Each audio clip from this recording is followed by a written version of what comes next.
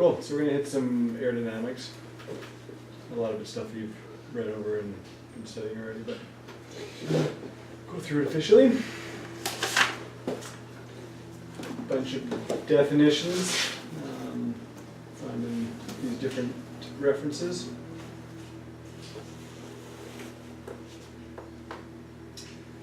Alright, so we've been talking about some different properties of the atmosphere. You're starting your practice tests, you've been covering a bunch of this already, but so pressure is one of them, one of the properties caused by the weight of the air above the Earth's surface. So the higher you get, the less weight of air above you there is, so the less the pressure is, right? At the Earth's surface you get all this weight of the air pushing down on you, and that's why the pressure is much higher at the Earth's surface. Kind of like as you go scuba diving, the lower you get, the more pressure there is, the more water above you there is.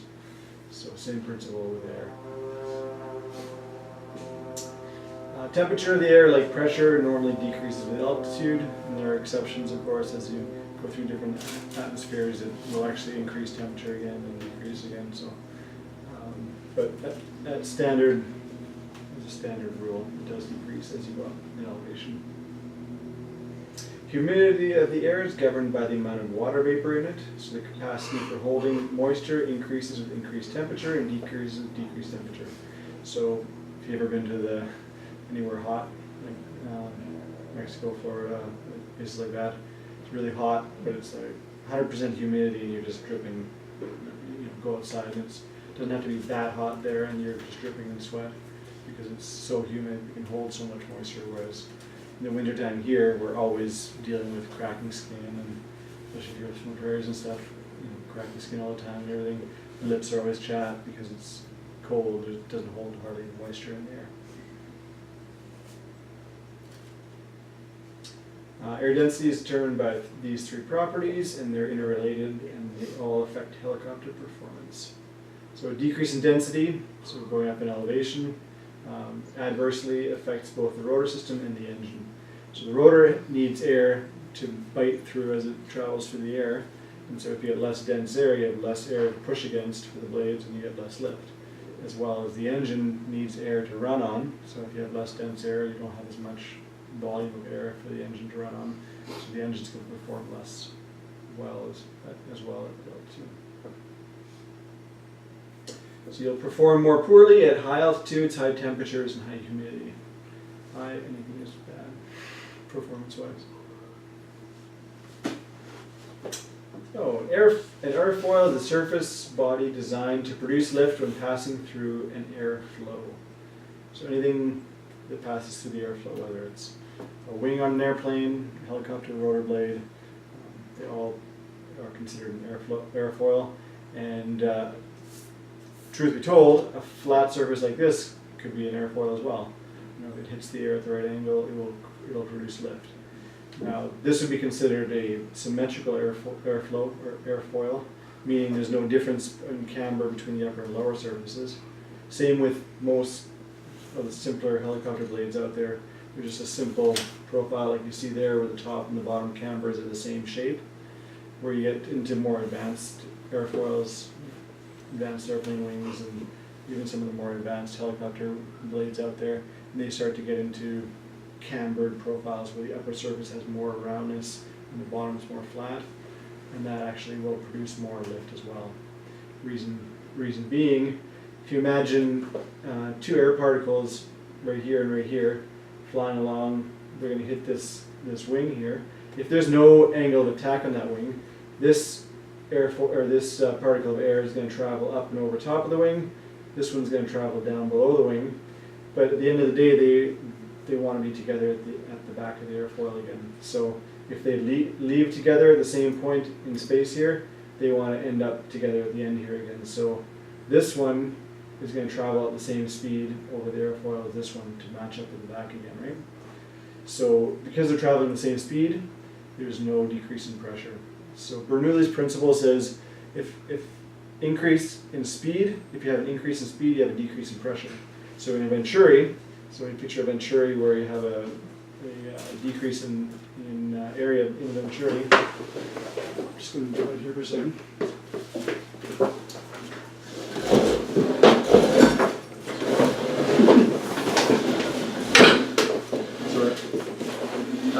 So if you think of a venturi here, air passes through the venturi.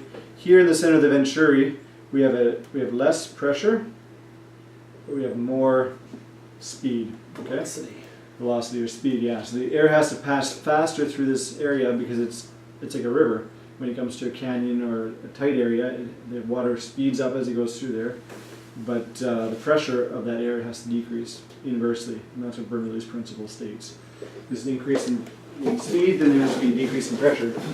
Well, with a decrease in pressure, you're able to produce more lift. So that if you take a simple principle of a piece of paper, and I blow on the top of it, it'll actually rise, right? Because I'm increasing the speed of the air over top of the paper versus the bottom. And so the pressure is actually less on the top of the paper, which causes the paper to rise, right?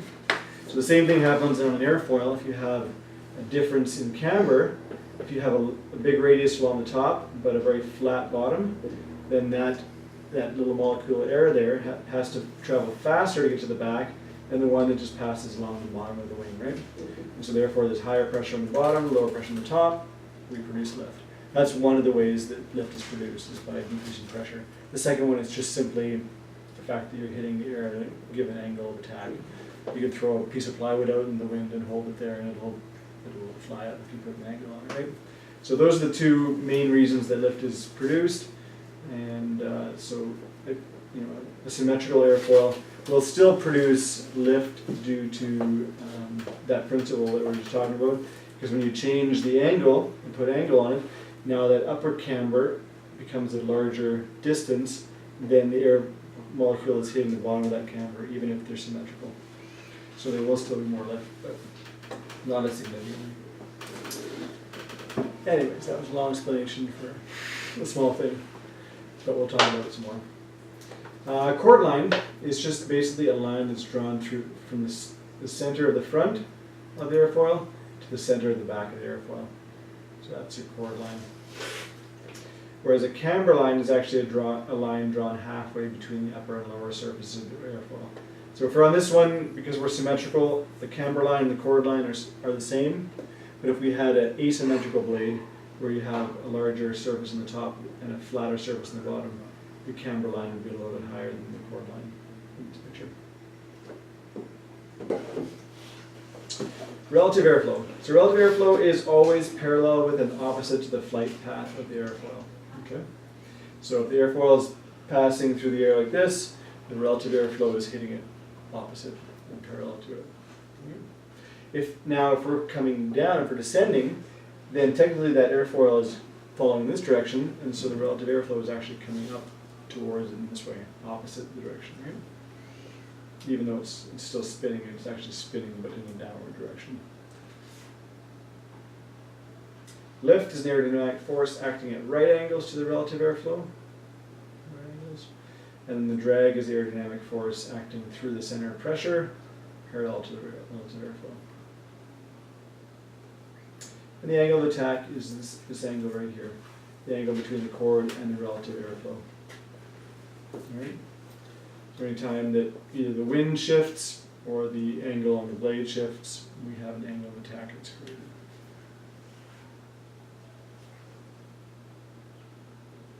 Pitch angle is just the angle between the chord, which is right here, of the rotor, and a datum on the hub of the rotor. So this one is irrelevant to direction of wind flow.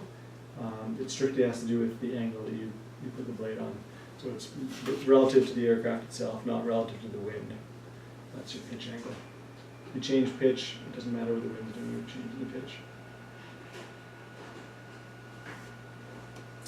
The rotor is just basically a system of rotary airfoils, including the blades, the hub, assemblies, and the shafts. So everything between these blades and these blades is all part of the rotor system, technically.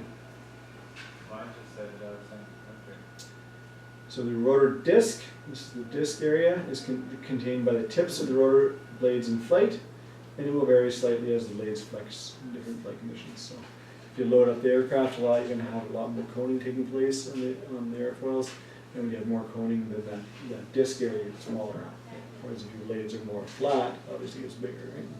And so you're going to produce more lift with a flatter area than with a cone rotor system. You have more disc area. The tip path plane is the plane containing the disc. The plane of rotation is the plane containing the centers of mass of the rotor blades in rotation. So basically it's the same as the tip path plane, but technically the center of mass of the blade is wherever the blade balances out. So if I take any individual blade and find out where that blade will balance, that's now the center of mass of that blade. So it may or may not follow the same path as the tip of the blades, just based on how they're flexing and stuff. So we give it another definition called the plane of rotation.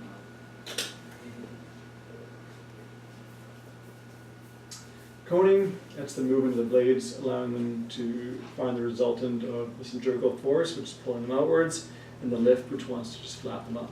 If we had no centrifugal force, those blades would just do this, and we'd follow this guy, because there's no stop to stop them from going up. The only stop there is the blade spinning at a really high rate of RPM, and that pulls them outwards. So that centrifugal force wants to pull them straight out, and coning wants to pull them straight up. And so wherever those happen to end up, between the two of them, end up being where coning goes.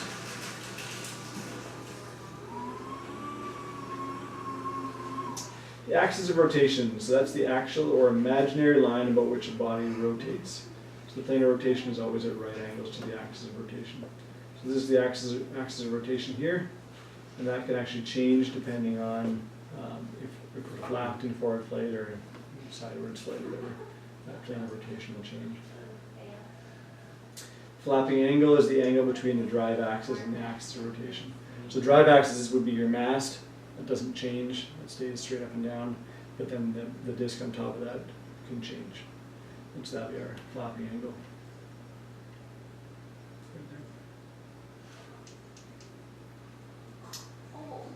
So the rotor is considered to be flapped any time that the plane of rotation is not perpendicular to the drive axis. Makes sense here.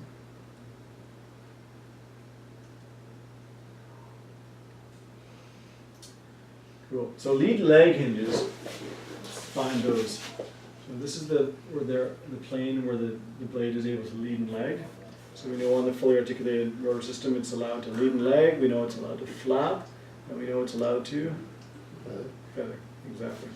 So three things that a fully articulated rotor system has to be able to do. So on the Schweitzer, it leads and legs through this bearing point here. There's a bearing in the top and there's a bearing in the bottom. And so if you didn't have that damper right here, the blades would just be able to lead and leg as much as they wanted to, right? Because we have that damper installed there, it allows them to lead and leg a certain amount, and that's based on the inside of that damper. There's this pile of these rubber discs basically, and they're allowed to compress and contract as much as needed, a given amount. And that allows you to lead and leg as much as the helicopter is designed to.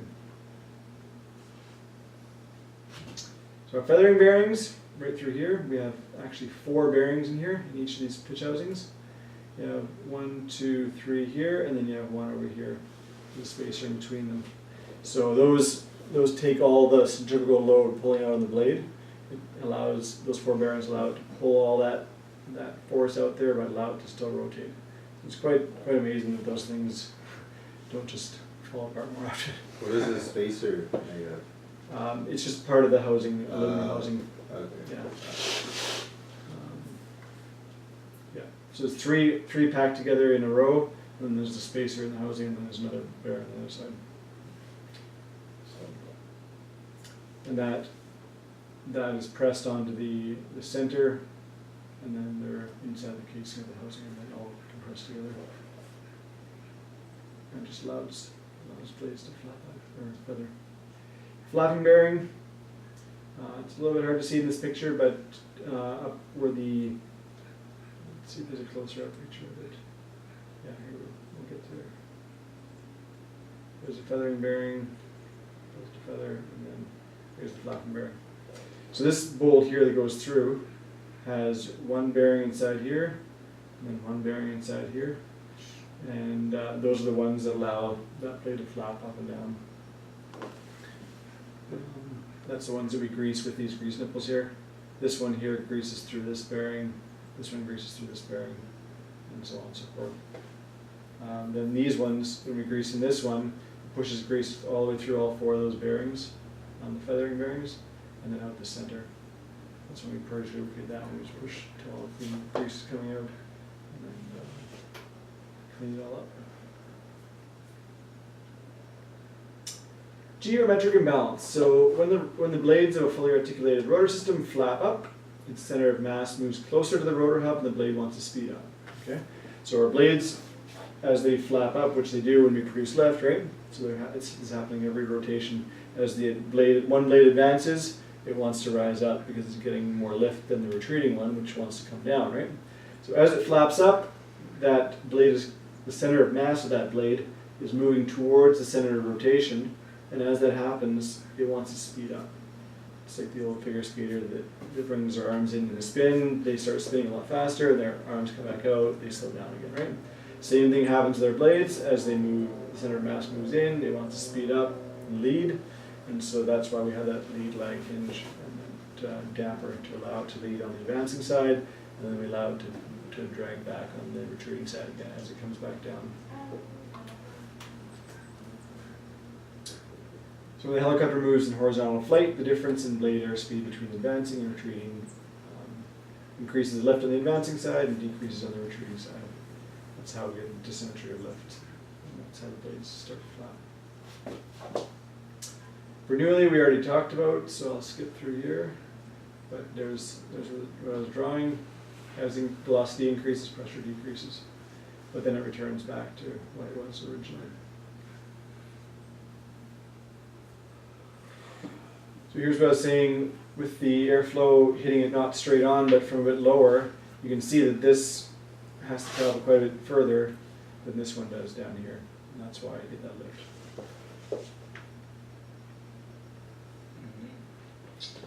Make sense? Any questions? Cool. I think we've drilled fairly hard on that. Yeah. So far, yeah. You guys have been reading about it and stuff for a while already. So, right.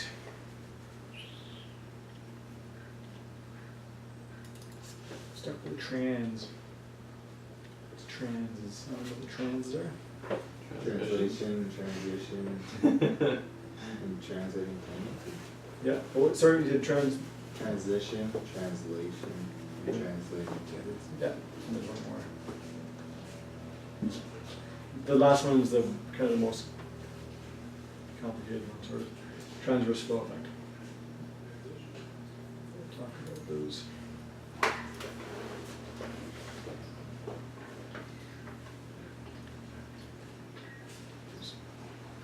So, any acceleration or deceleration of the aircraft, or the helicopter I should say, as a result of cyclic changes, are known as transitions, right? As long as the flight velocity of the aircraft is changing in any manner.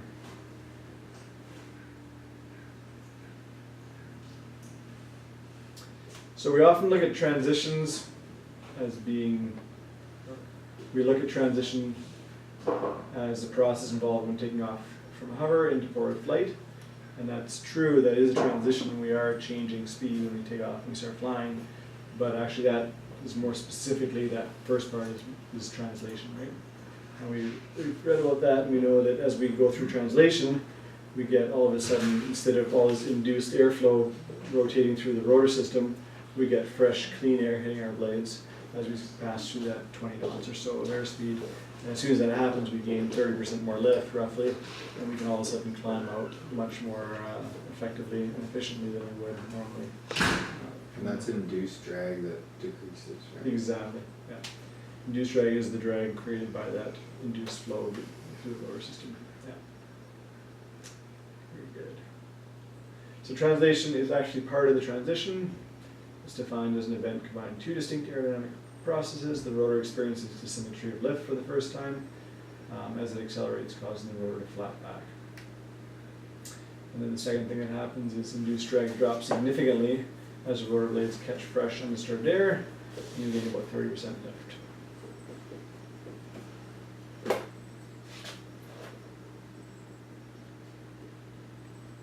So moving forward out of the induced flow, you gain lift and experience the dissymmetry of lift causing flat back. The transverse flow effect, I'm not going to read through this whole thing, I'm just going to show you the picture. Because pictures take 1,000 words. So anyways, as you're flying through the air, as you get faster and faster, we have, well, in the hover we have nothing but induced flow that's coming to your rotor, right? We have this circulating air, and that's why very inefficient. As you get faster and faster, we still have this air being sucked through the rotor system because we have an angle of attack which pulls air through the rotor system and allows us to gain lift, right? Which is all part of flying. But this ends up being one of the limiting factors on forward airspeed is how the changing of angle of attack of air is affected by that induced flow, right? So as you're flying through the air, the leading edge or the front of the blades, as they're spinning around, the most forward point of the blades, has very little effect of that induced airflow being pulled through, right? But as the air passes over top of the rotor system, more and more, it's called suction of the rotor system, as it pulls air through, it's affected more and more as it passes over top of that rotor system, right? And so the back of the blades, we end up having a very steep angle of air hitting those rotor systems. And so where at the front, the blades came through and they had nice air hitting them, creating a nice angle of attack as the air hit the blades, towards the back of the blade, that air is coming down much steeper onto the blade, and we end up getting less and less angle of attack on those blades. And so eventually, if we went fast enough, we would have more and more of this effect taking place and less lift being created, so eventually it actually becomes a limiting factor on forward airspeed. Then you do that. Yeah, and you roll over to the right. So that's basically just tied in, like when you ask the four limiting factors, transverse effect leads to retreating blade chip stall or no? Nope, the two different things, Two and they different both limited forward Yeah. airspeed. So retreating blade tip stall is caused by the fact you have an advancing side and a retreating side. So your advancing side, the faster you go, the closer it gets to Mach compressibility, Yeah.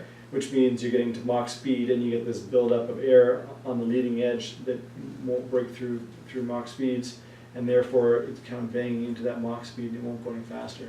So that becomes a limiting factor. But also, depending on your rotor system and stuff, you may run into a situation where you're going fast enough that this retreating blade is not going faster than the speed that you're going forward. And so you end up stalling this retreating blade side to the point where the whole left side of the helicopter begins to stall out, and will cause the helicopter to pitch back and roll over because you're basically stalling the left side of your rotor system. Okay. Especially the inboard end of the left side, because that's slower than the outboard end, right? And so that's your stall zone, your forward airspeed stall zone. So that becomes another limiting factor on your forward airspeed. So your stall, your retreating blade tip stall.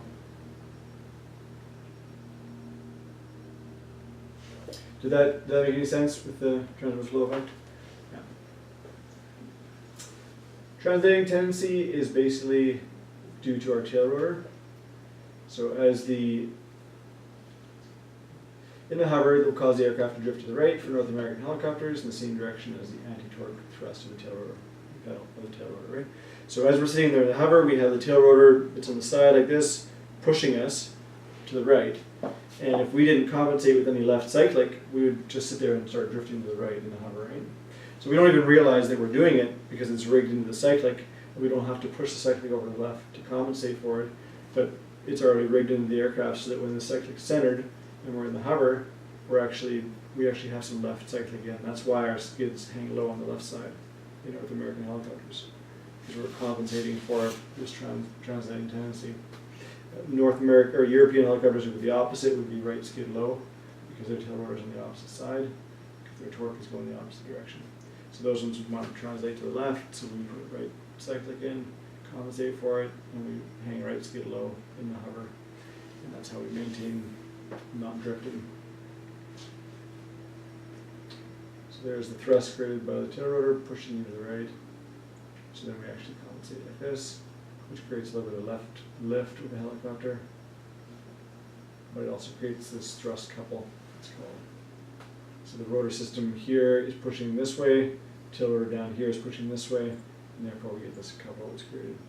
And that's why we don't have the poster anymore, but if you look on that poster, a lot of the large helicopters that do a lot of heavy lifting stuff, air ambulance, that kind of stuff, they all have their tail rotor mounted on a pylon up higher, so it's actually the same height as the main rotor, and that creates a situation where you don't have that thrust couple that takes place. It's all happening in the same spot, so the helicopter doesn't actually sit there like this. It sits there in a level position. So especially important for those helicopters that are landing on wheels all the time. You want to land nice and level on the wheels, not one wheel down and the other wheel down like this. So that's why you'll see those. It creates more complexity in the system. You gotta have 2 transmissions that actually change direction instead of just the one. Actually, 3 transmissions altogether.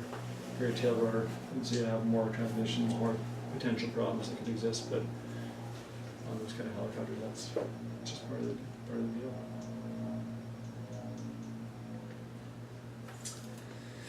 All right.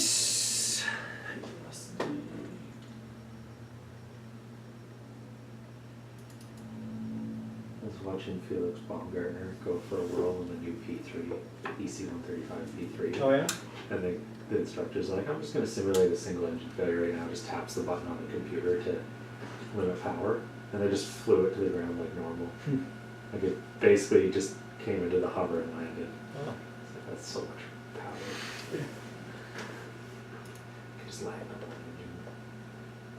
the engine. What helicopter is this? EC135 P3. Newest version of it. Crazy.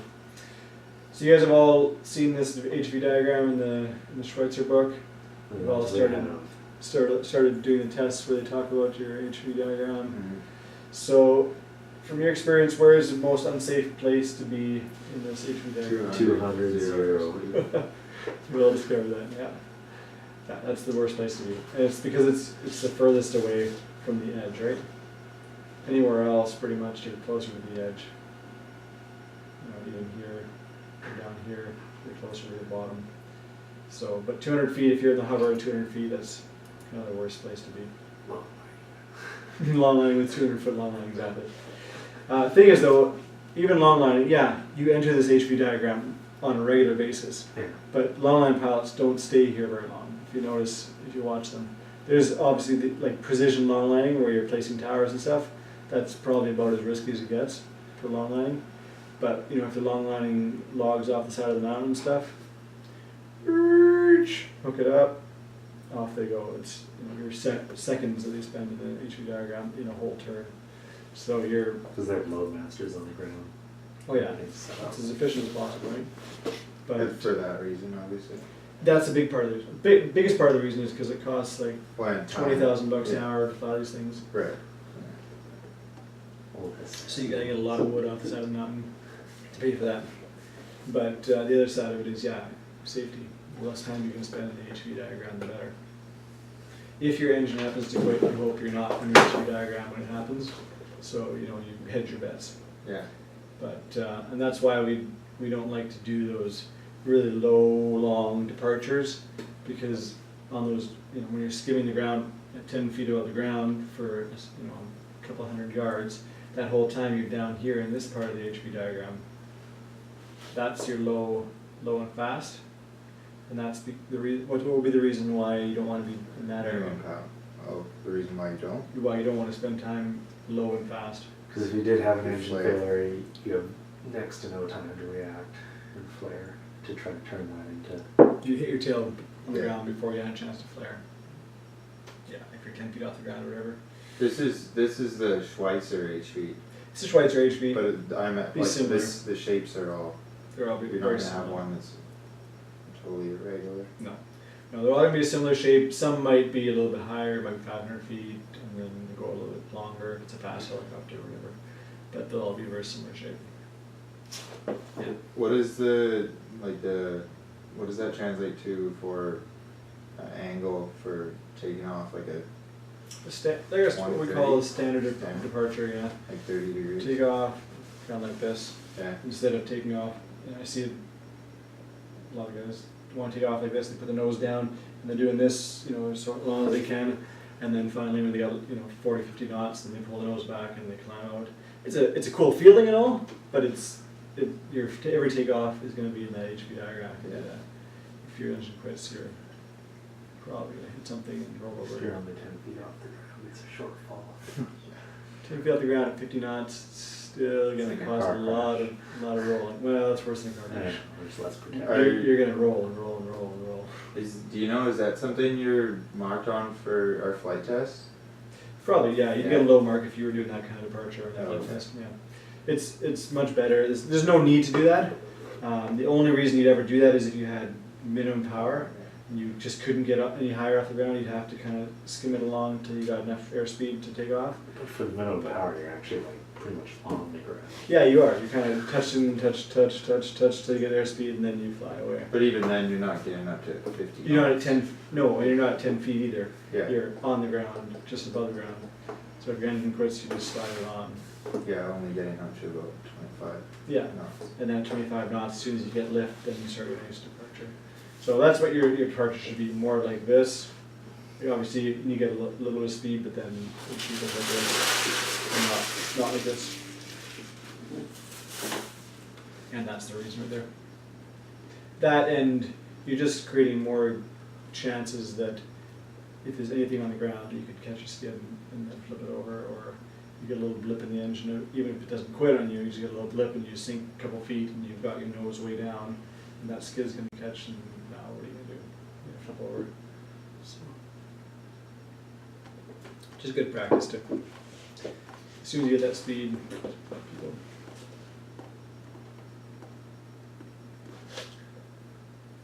Yeah, so safe auto rotation zero airspeed would be 450. you bet. So from 450, you could get enough forward airspeed to actually get a bit of an effective flare at the bottom end. You have to lower the collective right away, push forward in the cyclic, get a little bit of speed up, and do it. We don't practice them because you got to be on the ball in order to get any kind of a flare on the bottom on these things, and you're falling fast because you don't have a lot of airspeed. But you could technically at 450 do it. Talk about the worst place. What type of approach satisfies the HV graph? Standard. Standard. So do that. And then we talked about the high speed, low altitude shade area. What effect does higher altitude have on this graph? So if we're up at 5,000 feet, You have more time to get airspeed. I mean 5,000 feet ASL, Oh. not AGL. I'm talking about, The so you're at 5,000 feet, yeah. but The shape still, starts to morph.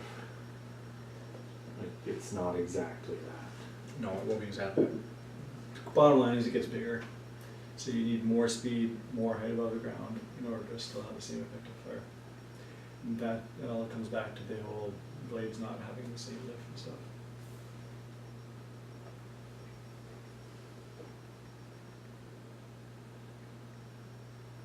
So the rotor power required graph shows why it takes more power to hover than to cruise.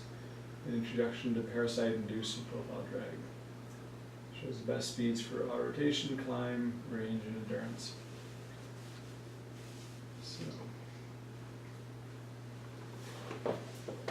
So here's the red line here is the rotor power required line. So you can see that at 100 horsepower engine, it requires 100 horsepower in order to hover or to fly at these different airspeeds. Or it requires different horsepower to fly these different airspeeds. So as you get faster, the amount of horsepower required decreases to a point, which we'll call 42 knots. And after that, it starts to need more horsepower again in order to fly. And the reason for that is the different drags that we're going to talk about here. So we have induced drag. We talked about that briefly. Induced drag is caused by that air being induced through the rotor system. And that's one of the most significant drags that changes how much power is required as you start to fly, right? That's what causes the majority of this down flow here. So as we start to move, that induced flow decreases dramatically. That's why the power required decreases dramatically as we get up towards 42 knots. Profile drag is produced by the blades spinning through the air. So Or- the profiles of the blades, you go profiles, blades. So that, you can see, it changes somewhat as you get faster, but it doesn't change a lot. The reason for that is the blades are already spinning at 560 RPM, whatever, before you leave the hover, and then you go another 50 knots, 60 knots as you increase in speed. So it increases slightly because it goes a little bit faster, but it's not dramatic. The biggest one is going to be the parasite drag. Parasite drag is everything else besides the rotor system on the aircraft that produces drag. So your landing gear, your window with the bugs on it, the rivets on your aircraft, the fact that you got stuff sticking out, pitot tube. Everything creates profile drag. And profile drag is an exponential drag. Parasite, yes. It's like in your car. You get, they say, whatever, 60 kilometers an hour is the most efficient or something like that, and then after that, it just starts to climb exponentially. If you do 120, it takes way more than double the power to drive than it does 60 kilometers an hour. And it just keeps going more and more. So you do bigger and bigger engines, you get faster and faster. And that's all because of parasite drag. Same on the helicopter. Your parasite drag increases dramatically as you get faster. And so that's the biggest driving force for the curve starting to climb back up again. So this curve is basically just a combination of all three of these drags put together. You morph them into one graph, and that's what you get. That's why at 42, it takes the least amount of power, and so it's the most efficient place to fly the helicopter. It's not the most practical place to fly the helicopter. If we're going to try and get from point A to point B, we wouldn't fly at 42 knots. But if we had to get there at the least amount of fuel, 42 would be the speed to go at.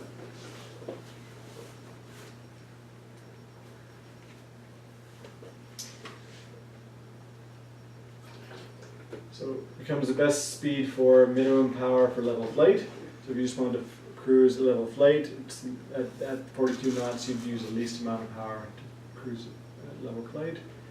Your best endurance, so least amount of fuel burnt between A and B would be at 42 knots. Your best climb would be at 42 knots because you have the most power available to you. This is specific to Schweitzer too, right? These are Sparks numbers, yeah, exactly. So they'd be different for the 44 and for the 206. They would still have a magic number in those aircraft. But again, that curve is going to follow relatively the same. It'd be similar. It might be slightly different depending on how aerodynamic the aircraft is. Mm-hmm. Because Schweitzer there's nothing aerodynamic about it, let's be honest here. It's just that much more aerodynamic than a 47. but compare it to like a 22 or 44, that's why you can get a lot more speed out of 22 is because it's a much more aerodynamic fuselage. There's a bit of fairings, like the 44 especially, the engine is all cowled in. You even have cowlings on the fairings of the landing gear, so it's very aerodynamically designed. So that's how you can get 110 knots out of the thing without pushing too hard. I had a question on one of the exams. It was something about why the engines, or what the purpose of the cowlings around the engine was, but one of the... Augment cooling. Pardon? To augment cooling. Augment cooling? Mm-hmm. So the actual bigger part of the cowling on the 44, the part that we take off for inspections, Yeah. that part is just aerodynamic. That's just there to keep the air from swirling through the engine and stuff. But then around the engine itself, if you look at the Schweitzer, you'll see there's all kinds of baffles that surround all the cylinders, and that's for the augmenting of cooling. So we have a big fan in the back that sucks air in, and it blows it through all those baffles and fins, and it pushes it down through the bottom of the engine. That's why you have to close everything in. Mm. When it's closed in, you can direct air over the cylinders and down through them. And then those fins on the cylinders dissipate the heat out as the air passes over top of it. So that's where the augmenting of cooling comes from. So yeah, it's not a very aerodynamic aircraft. So yeah, a lot of the more fancy ones become much more sleek in design, and that decreases your parasite drag significantly, so that you can get much faster with them.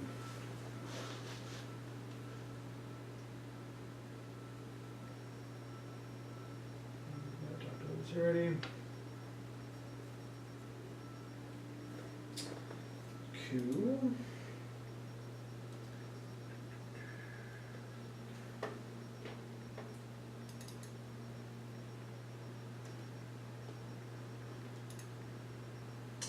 Dynamic rollover. Have you guys have all read the skid marks article already? Talking about dynamic rollover. Good. Hope we read it. We signed to say. You signed to say that you read it? Solo. That was just a test. I was just seeing. It's actually. Oh, honest, sorry. So definition is it's not uncontrolled rolling motion about the skid gear acting as a pivot point. Skid's either stuck to the ground or prevented from sliding sideways. And there's lots of times where this can happen. You could be landed somewhere where you get a stick caught or something over the skid gear, a rock caught, around the skid gear. That was a classic example of being careful of that, where we landed that one time. You have to be careful you don't use something like a rock as a pivot point.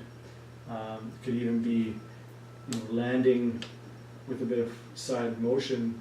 You could get the helicopter trying to pivot on the landing gear if you're sliding sideways. So rollovers can happen very quickly, taking a pilot totally by surprise. So every takeoff should be preceded by the thought that my skid may be caught on the ground, and if it is the case, I will lower my collective to recover from this condition. So this is primarily on takeoffs. Anytime you've landed, even here, it's a good practice just to get into saying that to yourself. Here, it's unlikely with flat concrete that you actually have this take place, but anywhere but a big flat open area concrete place, if you're lifting off, always do it nice and slowly for a couple of reasons. One, that we're checking our center of gravity, making sure we're loading correctly. And number two, the most important one is that if I'm lifting off and I feel at all that I'm starting to rotate over, the sooner that you do it, the better the chance you have of lowering it back onto the ground. Trying to figure out what caused it. Opening a door like outside, maybe you're just pivoting around a rock or something up on the side of the mountain, and all you have to do is lift off and move this way away from the rock and you're fine. But if you just take off and jump 5 feet into the air, by the time that happens, you'll have already rolled over and you won't have any control over it. You're just right over. That's dynamic rollover. So prevention is the biggest thing with dynamic rollover. Just making sure every takeoff and landing is done slowly and controlled, and with that in mind that I may be caught on the ground.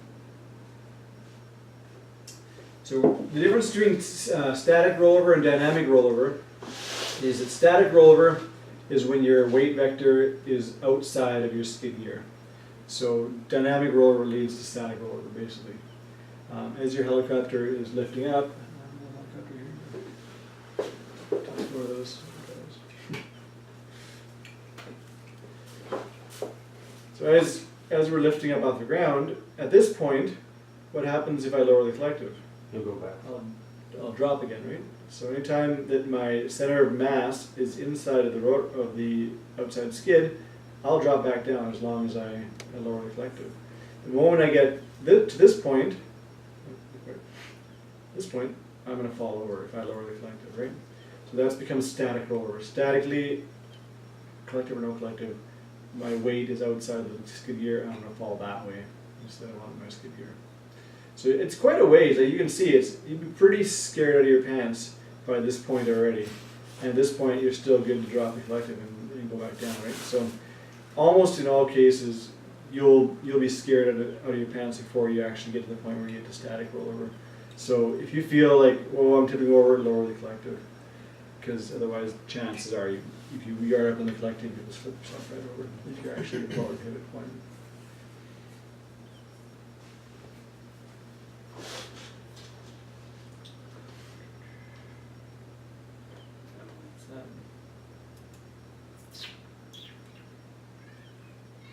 I think we'll leave it at that for today.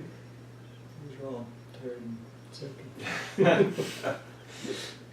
Our minds are not working at their best. Hopefully nobody else is sick. Yeah, it goes around.